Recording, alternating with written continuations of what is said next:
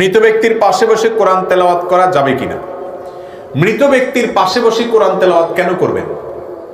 কোরআন কি জীবিত মানুষের জন্য না মৃত মানুষের জন্য? তাহলে মৃত মানুষের পাশে কোরআন পড়লে কি লাভ হবে? কোরআন যে তেলাওয়াত করবে সে সওয়াব পাবে, যে শুনবে সেও সওয়াব পাবে, যে আমল করবে সেও সওয়াব পাবে। এখন মৃত ব্যক্তি না কোরআন পড়তে পারে, না শুনতে পারে, আর না সে আমল করতে পারে। মৃত ব্যক্তিকে আমরা যা বলবো তিনি সব অটোমেটিক শুনে যাবেন, এরকম কোনো সিস্টেম নাই। ওমা আনতা বিমুসমিআন মান ফিল কুবুর।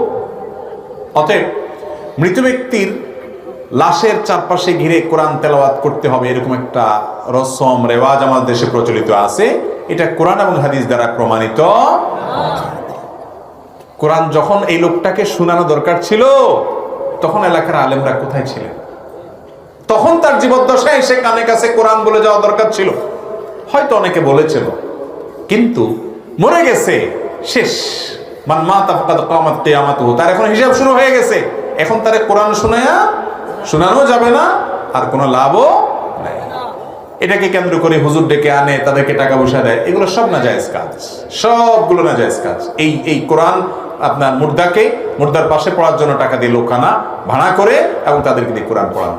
ভাইরা আমার, কোরআন আপনি নিজে তেলাওয়াত করবেন, নিজের জন্য নিজেরা তেলাওয়াত করবেন।